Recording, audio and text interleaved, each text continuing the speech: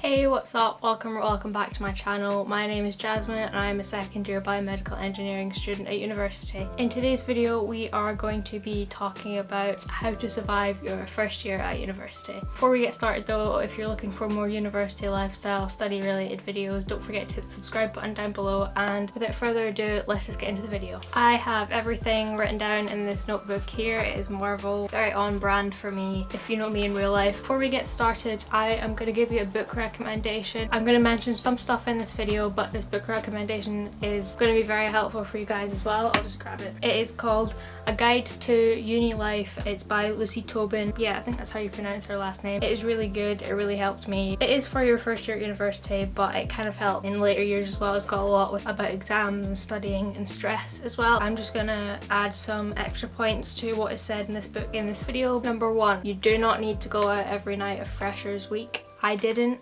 I went out once in the entirety of Freshers Week. This is also because I stayed at home and I'm not a party person, but you can take some time for yourself, just chill with your flatmates, etc. Kind of adding on to this, you don't need to go out every weekend at university when it gets into term time. Some of my friends didn't, I didn't. I stayed at home, had movie nights, etc. I just chilled, to be honest. Number two is learn to cook some simple meals, you know, like spaghetti bolognese, lasagna, chili, stuff like that can be frozen, and then once you've had a long hard day or before going out, you can just stick it in the microwave and it'll feed you for about a week or even a month, to be honest. If it's in the freezer, it'll feed you for about a month. Again, as I mentioned in a previous video, there's a ton of student cookbooks out there, so if you want to get yourself one, that would be super helpful. Number three is get familiar with your campus buildings and stuff, what lectures you're going to have in what building, like how you're going to get between the buildings. So my uni has an app, it's like a timetable app, except the timetable part doesn't work. If you go to my uni, you will know what one I'm talking about, but it's got like a map section. Before I went, I used to plan my paths between the buildings because you don't actually realise that some of the buildings you're in can actually be quite far apart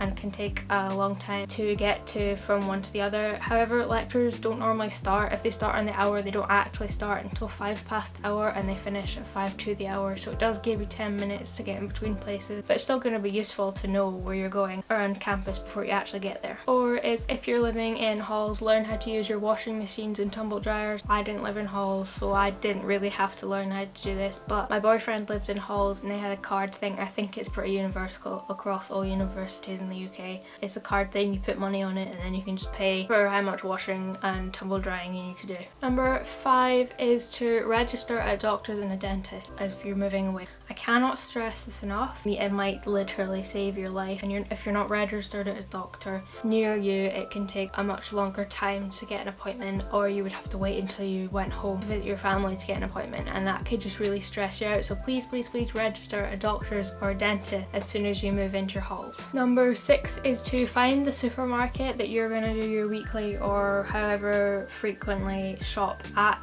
because as soon as you find a supermarket, it's going to be so much easier. You're not going to be like walking around your city like, where the hell am I supposed to get my food from? I'm going to say that Aldi and Lidl and Home Bargains and places like that, these are your friends. They give you cheap food, it's good quality food. I really love the fruit and veg from Lidl and Aldi, it's always fresh. I can't remember which one it is, but I think it's Lidl. Lidl has a great bakery if you're looking for like croissants and fresh bread and stuff. Number seven, I mentioned this again in a previous video, but join a society. You're gonna widen your circle of friends, gonna widen your experience of the university. You're gonna get invited to social and like quiz nights. It looks so fun. I'm definitely joining a society this year. Personally, I didn't join a society in first year and I really regret it, so definitely join one in your first year if you are up for it. Number eight is to learn your drinking limits. You do not want to miss all of your 9 AMs. I know people are like, you don't have a register, like nobody calls out your name at university, but at my university we actually have to sign a sheet to sign in, so the lecturers still know if you're there or not. I don't speak from experience, I just